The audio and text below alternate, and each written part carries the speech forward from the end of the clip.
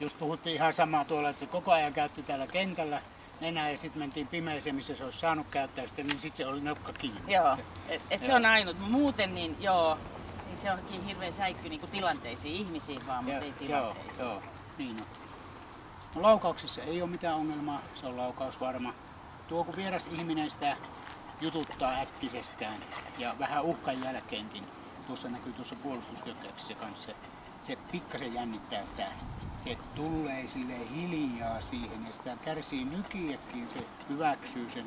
Vähän se katsoo tässä alkupuhuttelussa, kun mä päältä päin nyvin kättä, niin se niin katsoo, että milläs mielellään oot. Mutta hyväksyy, että sitä nyvitään. Siinä on niin luokse päästävä aavistuksen verran pidättyväinen. Eli siinä on hyvin semmoinen pieni ujous. Se on +2A. Sitten tuo kovuuspehmeys, kuinka se muistaa epämiellyttävät asiat.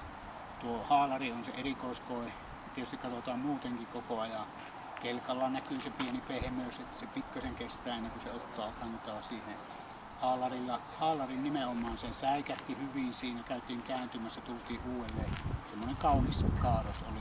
Sitten tuo tynnyri näytti sen, että ääniherkkyyttä sillä ei ole. Se tynnyri oli niin kuin helpompi palauta siihen.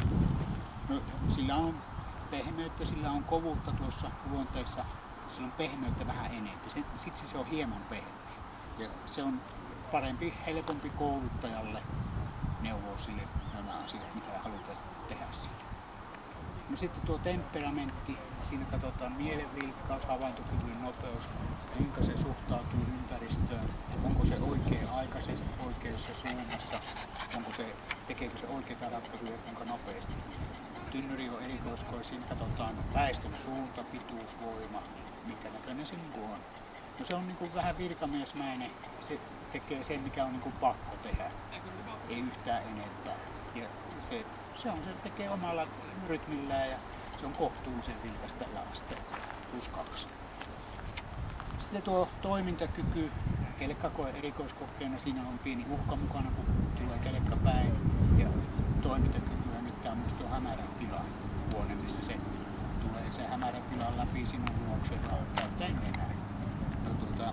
Kelkka onnistui niin parempi, vaikka siinä oli uhka, pieni peleko oli, mutta se voitti sen uhan. Se on just tarkoituskin tällä toimintakyvyllä, että se voittaa omalla, pystyy voittamaan sen.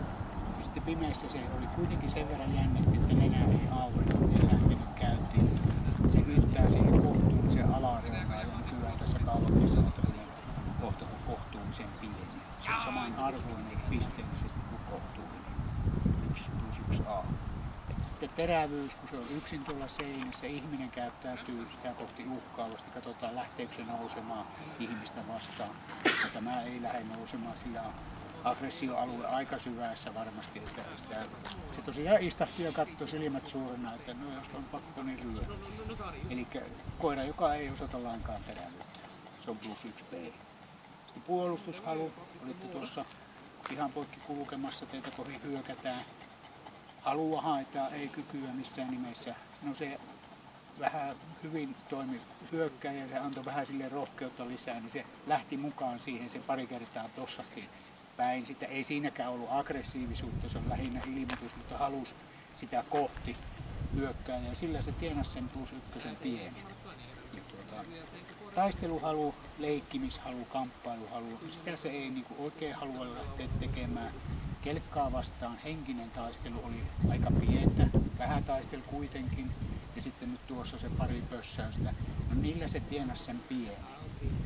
Eli sitä saisi olla vähän enemmän, niin se olisi paljon itsevarmempi, se olisi niin ryhdikkäämpi. Kun sanotaan, että taisteluhalu on niin koiran moottori, se jää pieneen ja se on -1. Sitten mikä sillä on hienoa, sillä se hermo. Se on tasapainoinen +2. Ja niin, ne on tänä päivänä aika arvostettuja ja harvassa nämä +2. Ja tuo osoittaa tämäkin, miten se nyt käyttäytyy sen hermojen hallintaan. Sitten ei tarvitse hötkyä mihinkään päin, ei tarvitse vinkkua, ei vikistä. Niin kuin joku sanoo, että on vaan ja sydän lyö ja parta kasvaa niin sanotusti, niin se on hyvät hermot. Ja ainoa miinus tuli tuolta taisteluhalun puutteesta 10 sieltä, 155 plussia ja se 10 vähennetään, niin 145 pistettä kotiin viemisiksi. Pääsee minä uudelleen tällä koiralla. Kiitoksia. Kiitoksia. Ihan hyvin meni. Joo, meni. Ihan tyytyväinen koiran suoritukseen. Joo. Ei mitään sellaista yllättävää hirveätä tullut. Se on Tosin nenän käyttö olisi saanut siellä pimeyshuoneessa tekkaa. Vaikka se on tuommoinen tasainen, viileä, sillä lailla, osittain se johtuu sen hyvistä hermoista. Sen ei tarvitse niin kuin hätkäillä eikä hätäillä hyökkiä mihinkään. Mutta pikkusen kun olisi taisteluhalua, niin se olisi ihan erilainen. Se on vähän sellainen, sanotaan, että se on sellainen pohjalainen, se on sellainen hitaasti syttyvä, että sitä pitää pikkusen lämmitellä. Niin. Joo.